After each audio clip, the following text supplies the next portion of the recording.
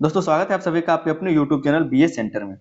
महात्मा गांधी के सामाजिक विचारों की विवेचना करें। ये आपका सोशियोलॉजी मेजर 6 का एक मोस्ट इंपोर्टेंट क्वेश्चन है कि महात्मा गांधी के सामाजिक विचारों की विवेचना करें। दोस्तों अगर आप लोग को पीडीएफ चाहिए तो आप लोग जाकर के व्हाट्सएप ग्रुप को ज्वाइन कर लीजिए, पीडीएफ आपको वहीं पर मिलेगा।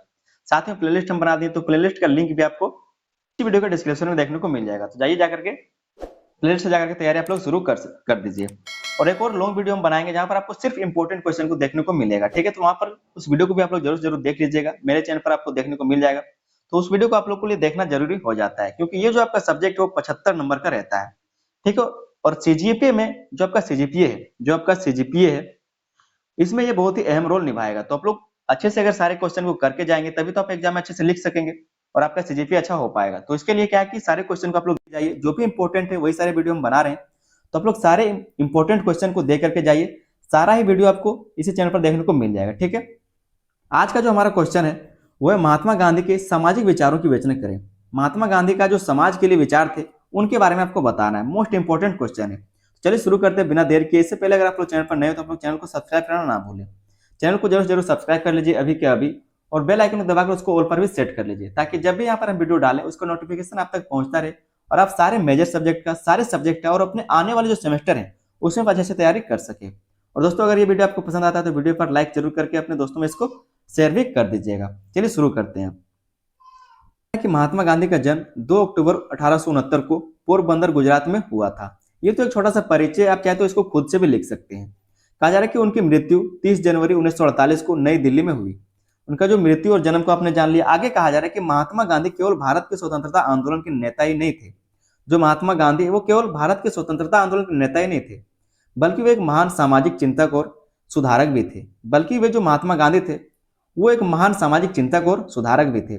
उनके सामाजिक विचारों का उद्देश्य ऐसा समाज बनाना था जो नैतिक, समानतावादी, शोषण मुक्त और मानवीय मूल्यों पर आधारित हो। वो क्या है तो वो एक ऐसा समाज बनाना चाहते थे जहां पर नैतिक, समानतावादी, शोषण मुक्त और मानवीय मूल्यों पर आधारित हो। वो ऐसा समाज चाहते थे।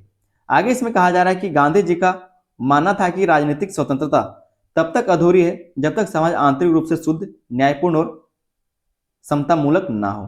क्या कहा जा रहा है कि उनका मानना था, मतलब गांधी जी का मानना था कि राजनीतिक स्वतंत्रता तब तक अधूरी है जब तक समाज आंतरिक रूप से शुद्ध ना हो, न्यायपूर्ण ना हो और समतामूलक ना हो। मतलब जब तक न्याय सभी के लिए ना हो, जब तक सभी के लिए बराबरी ना हो, ठीक है। मतलब समतामूलक मतलब क्या है कि जब समानता आ जाए, और आंतरिक रूप से जब तक वो शुद्ध ना हो तब तक जो राजनीतिक स्वतंत्रता है वो अधूरी है। तो एक हमारा छोटा सा परिचय हो गया महात्मा गांधी के बारे में, ठीक है। आगे हम लोग देखेंगे महात्मा गांधी का जो समाज के लिए विचार थे उसके बारे में हम लोग समझेंगे, ठीक है। तो जो इनका सामाजिक विचार लिखा हुआ है वो है सत्य और अहिंसा पर आधारित सामाजिक व्यवस्था। महात्मा गांधी के अनुसार जो सामाजिक विचार था उनका वो क्या था, तो सत्य और अहिंसा पर आधारित समाज होना चाहिए। ये उनका एक पहला विचार था। कहा जा रहा है कि गांधी जी के सामाजिक विचारों की नींव सत्य और अहिंसा पर आधारित थी। जो गांधी जी का सामाजिक विचार था उसका नींव सत्य और अहिंसा पर आधारित था। वे मानते थे कि समाज में अस्थायी शांति और सौहार्द तभी संभव है जब व्यक्ति और समाज दोनों सत्य का पालन करें और हिंसा से दूर रहे। क्या कहा जा रहा है कि महात्मा गांधी ऐसा मानते थे कि समाज में अस्थायी शांति और सौहार्द तभी संभव हो सकता है जब व्यक्ति और समाज दोनों सत्य का पालन करें और हिंसा से दोनों दूर रहे। अहिंसा उनके लिए केवल शारीरिक हिंसा से बचना नहीं था। महात्मा गांधी के लिए जो अहिंसा है वो सिर्फ शारीरिक हिंसा से बचना नहीं था, बल्कि विचार, वाणी और कर्म तीनों में किसी को नुकसान ना पहुंचाना था। बल्कि मतलब ऐसा नहीं कहा जा रहा है कि मतलब महात्मा गांधी के लिए अहिंसा जो है सिर्फ ऐसा नहीं था कि शारीरिक हिंसा ही हो, बल्कि अपने वाणी से, अपने विचार से, अपने कर्म से किसी भी प्रकार से किसी को नुकसान नहीं पहुंचाना चाहिए, किसी भी जीव को नुकसान ना पहुंचा जाए। इसी को अहिंसा कहा गया है महात्मा गांधी के द्वारा, ठीक है। उन्होंने सामाजिक संघर्षों को भी अहिंसक तरीकों से सुलझाने पर बल दिया है, और जो सामाजिक संघर्ष है उसको भी अहिंसक तरीकों से सुलझाने पर बल दिया गया है, ठीक है, महात्मा गांधी के द्वारा। तो ये हमने पहले पॉइंट को समझा जो महात्मा गांधी का सामाजिक विचार था। उनका क्या विचार है, तो सत्य और अहिंसा पर आधारित समाज, ठीक है। ये इनका पहला विचार था। महात्मा गांधी का जो दूसरा सामाजिक विचार है वह अस्पृश्यता का विरोध और सामाजिक समानता। अस्पृश्यता का विरोध और सामाजिक समानता, जो छुआछूत है, ठीक है, उसका विरोध और जो समाज है उसका समानता, ये इनका दूसरा विचार है। कहा जा रहा है कि गांधी जी समाज में व्याप्त छुआछूत और अस्पृश्यता को सबसे बड़ा सामाजिक पाप मानते हैं। इनके द्वारा जो समाज में व्याप्त छुआछूत है या फिर जो अस्पृश्यता है उसको सबसे बड़ा ये सामाजिक पाप मानते हैं। उन्होंने अछूत कहे जाने वाले वर्ग को हरिजन कहा। उन्होंने क्या कहा, तो जो जिनको लोग अछूत कहते हैं, ठीक है, उनको जिनको लोग अछूत कहते हैं उस वर्ग को इन्होंने क्या कहा, तो हरिजन कहा है, मतलब ईश्वर के पुत्र। हरिजन मतलब क्या है, तो ईश्वर के पुत्र, जो हरि के जन है, मतलब जो विष्णु के पुत्र हैं, ठीक है। और उन्हें समाज की मुख्य धारा, और उन्हें क्या किया, तो समाज की मुख्य धारा में लाने का प्रयास किया। और जो हरिजन लोग हैं उनको समाज के मुख्य धारा में लाने का प्रयास किया। आज अगर किसी को आप हरिजन कह देंगे तो वो गुस्सा मान जाते हैं, क्यों? क्योंकि उनको लगता है कि हरिजन बहुत ही छोटा बात है, मतलब छोटा वाक्य है, छोटा शब्द है। लेकिन हरिजन का मतलब उनको पता नहीं होता। हरिजन का मतलब क्या होता है, जो ईश्वर के पुत्र होते हैं, जो विष्णु का पुत्र होता है, उसी को हरिजन कहा जाता है। आगे कहा जा रहा है कि उनके अनुसार कोई भी समाज तब तक सभ्य नहीं कहलाता जब तक उसमें जन्म के आधार पर भेदभाव बना रहे। कोई भी समाज जो है वो तब तक सभ्य नहीं कहला सकता जब तक उसमें जन्म के आधार पर भेदभाव बना रहे। वे सभी मनुष्यों को समान मानते हैं। जो महात्मा गांधी वे सभी मनुष्यों को समान मानते हैं। क्यों? उनका मानना था कि कोई भी जन्म के आधार पर छोटा या फिर बड़ा नहीं होता है, ठीक है। इसलिए क्या कहा जा रहा है कि मनुष्यों को समान मानते हैं, सभी मनुष्यों को समान मानते हैं। एक चीज को आपने यहाँ पर नोटिस किया होगा, यहाँ पर लिखा है हरिजन का मतलब ईश्वर का पुत्र, मतलब विष्णु का पुत्र, ठीक है। तो हरिजन महात्मा गांधी के द्वारा ये शब्द दिया गया है। इसका मतलब ये नहीं कि कोई छोटा व्यक्ति को संबोधित कर रहा है हरिजन बोल के। हरिजन का मतलब होता है एक बड़ा, जैसे कि कह सकते हैं ईश्वर का बेटा, ठीक है, उसको हरिजन कहा जा रहा है, लोग उसको बुरा मान लेते हैं। तीसरा जो इनका सामाजिक विचार था वो था सर्वोदय का विचार। सर्वोदय का विचार, सर्वोदय का मतलब क्या है, जहां पर सभी का विकास हो सके, ठीक है, सभी का कल्याण हो सके, उसी को सर्वोदय कहा जाता है। तो इनका विचार था, महात्मा गांधी का विचार क्या था, सर्वोदय का विचार, मतलब सभी का विचार, सभी का विकास। कहा जा रहा है कि गांधी जी का सामाजिक दर्शन सर्वोदय के सिद्धांत पर आधारित था। गांधी का जो सामाजिक दर्शन था वो सर्वोदय के सिद्धांत पर आधारित था, जिसका अर्थ है सभी का उदय। जिसका अर्थ क्या है, तो सभी का उदय मतलब सभी का विकास। उनका मानना था कि समाज का विकास केवल कुछ लोगों के लाभ से नहीं बल्कि सबसे कमजोर व्यक्ति के कल्याण से मापा जाना चाहिए। महात्मा गांधी ऐसा मानते थे कि जो समाज है, समाज कितना विकास कर पाया है वो कुछ लोगों के लाभ से नहीं, मतलब कुछ लोग रईस हो गया इसका मतलब ये नहीं कि पूरा समाज ही आपका अच्छा हो गया, ठीक है, बल्कि उस सबसे कमजोर व्यक्ति के कल्याण से मापा जाना चाहिए। जो सबसे कमजोर व्यक्ति है वो कितना कमजोर या फिर कितना रईस हो पाया है, उस हिसाब से आकलन करना चाहिए कि समाज आपका कितना विकसित हुआ है, ठीक है। ये महात्मा गांधी का कहना था। यही कारण है कि गांधी जी के सामाजिक विचारों में गरीब, श्रमिक, किसान और वंचित वर्ग का विशेष स्थान था। और यही कारण है कि गांधी जी के जो सामाजिक विचार थे उसमें गरीबों के लिए, श्रमिकों के लिए, किसानों के लिए और वंचित वर्ग का विशेष स्थान दिया गया था। तो इनका जो तीसरा विचार था वो क्या था, सर्वोदय का विचार, ठीक है, जहां पर सभी का उदय हो सके। चौथा जो इनका विचार था, सामाजिक विचार, वो था ट्रस्टीशिप का सिद्धांत। ट्रस्टीशिप का सिद्धांत कहा जा रहा है गांधी जी ने समाज में आर्थिक असमानता को दूर करने के लिए ट्रस्टीशिप सिद्धांत दिया है। गांधी जी ने समाज में आर्थिक असमानता को दूर करने के लिए ट्रस्टीशिप सिद्धांत दिया है, ठीक है। इसके अनुसार जो लोग अधिक धनवान हैं उन्हें अपनी संपत्ति का स्वामी नहीं बल्कि समाज का ट्रस्टी मानना चाहिए। उनको क्या है, तो समाज का न्यासी मानना चाहिए, मतलब ट्रस्टी मानना चाहिए, ठीक है। जिनके पास अधिक अधिक धन है और बहुत ही ज्यादा वो धनवान है, उन्हें अपनी संपत्ति का स्वामी नहीं बल्कि समाज का ट्रस्टी मानना चाहिए। है कि अगर कोई लोग बहुत ही ज्यादा धनवान है तो वो खुद को संपत्ति का स्वामी ना समझे, मतलब खुद को संपत्ति का मालिक ना समझे, बल्कि समाज का वो अपने आप को ट्रस्टी समझे, ठीक है, न्यासी समझे। अर्थात धन का उपयोग केवल निजी सुख के लिए नहीं बल्कि समाज के कल्याण के लिए होना चाहिए। अर्थात कहा जा रहा है कि जो धन उन्होंने कमाया है, जो धन उनके पास है, उसका उपयोग केवल निजी सुख के लिए ना हो बल्कि समाज के कल्याण के लिए होना चाहिए। इससे वर्ग संघर्ष की संभावना कम होती है, और इससे क्या होता है, तो वर्ग संघर्ष की जो संभावना है वो कम होता है।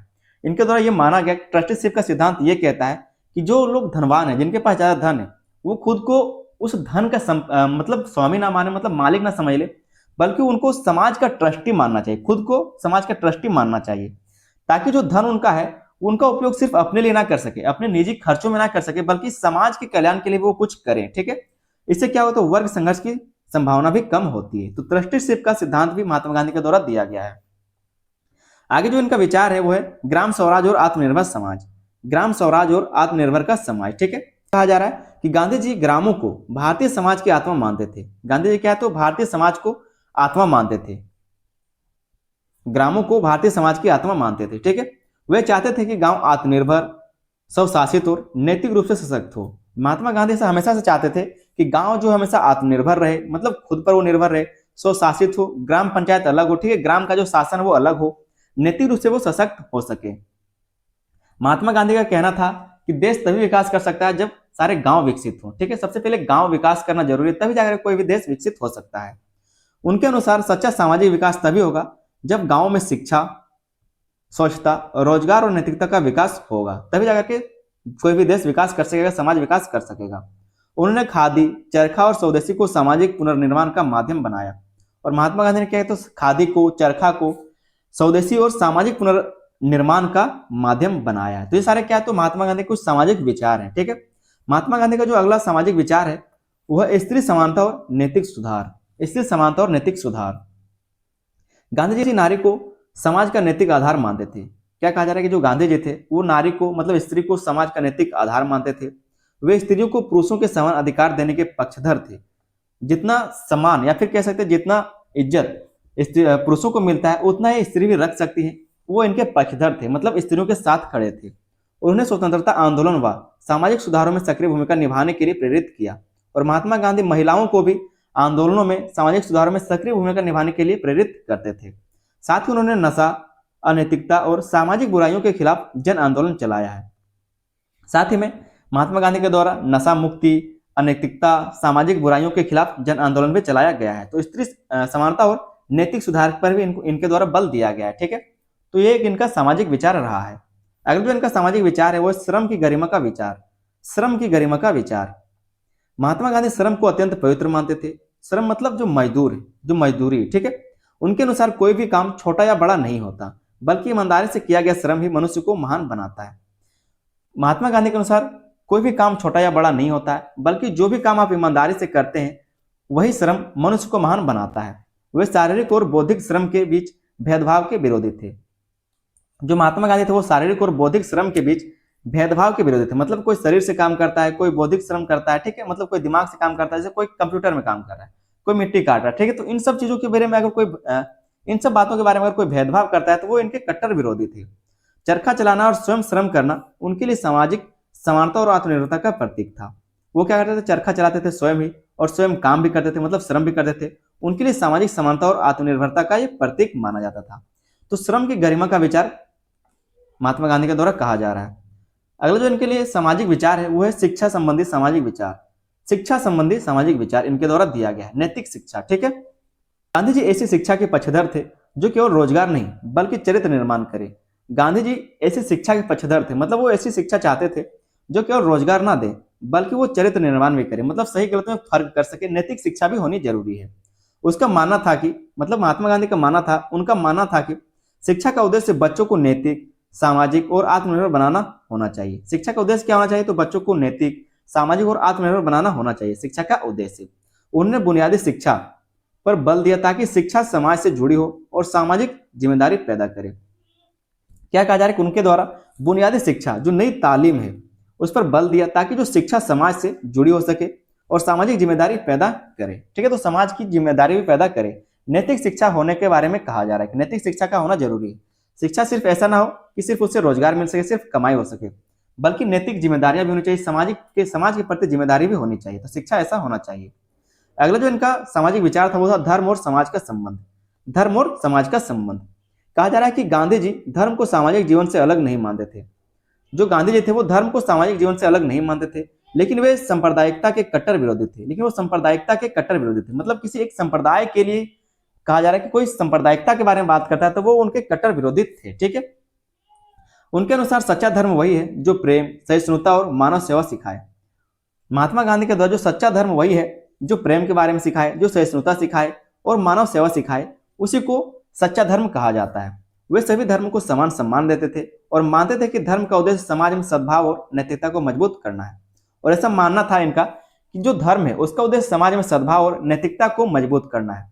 ठीक है, ना ही किसी सांप्रदायिकता को बढ़ावा देना। ठीक है, तो ये सब क्या है, तो इनके विचार थे। महात्मा गांधी के कुछ विचार थे।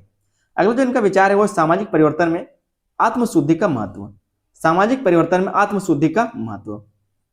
गांधी जी का मानना था कि समाज को बदलने से पहले व्यक्ति को स्वयं बदलना चाहिए। समाज को अगर आप बदलना चाहते हैं तो इससे पहले क्या है, तो आपको खुद बदलना पड़ेगा।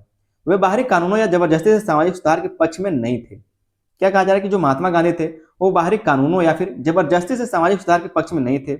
उनके अनुसार आत्मसंयम, सत्य, नैतिकता और आत्मशुद्धि से ही अस्थायी सामाजिक परिवर्तन संभव है। मतलब अगर कानून के लिए या फिर जबरदस्ती आप सामाजिक सुधार के पक्ष में हैं तब ये सही नहीं है। उनके अनुसार महात्मा गांधी कहते हैं कि आत्मसंयम, सत्य, नैतिकता और आत्मशुद्धि से ही अस्थायी सामाजिक परिवर्तन संभव हो सकता है, जबरदस्ती नहीं। ठीक है, तो ये इनके कुछ सामाजिक विचार थे। महात्मा गांधी के द्वारा कुछ सामाजिक विचार प्रस्तुत किए गए हैं। आगे दोस्तों हम लोग एक छोटा सा निष्कर्ष को देख लेंगे, क्योंकि ये क्वेश्चन आपका 15 नंबर के लिए बहुत ही ज्यादा इंपॉर्टेंट है। ठीक है, तो इसको आप अंत तक जरूर देखे होंगे, और अगर अंत तक देखे तो आप लोग कमेंट में जरूर बताइए कि हाँ हमने देखा है। ठीक है, निष्कर्ष में इस तरह से आप लिख सकते हैं कि इस प्रकार कहा जा सकता है कि महात्मा गांधी के सामाजिक विचार मानवता, नैतिकता और समानता पर आधारित थे। उनका उद्देश्य ऐसा समाज बनाना था जहां शोषण ना हो, भेदभाव ना हो और हर व्यक्ति को सम्मान पूर्वक जीवन जीने का अवसर मिले। ठीक है, तो इस तरह का ये समाज चाहते थे। आज भी गांधी जी के सामाजिक विचार आधुनिक समाज की समस्याओं के समाधान में अत्यंत प्रासंगिक है। आज भी जो महात्मा गांधी के द्वारा सामाजिक विचार दिए गए हैं वो आधुनिक समाज की समस्याओं के समाधान में अत्यंत प्रासंगिक माने जाते हैं।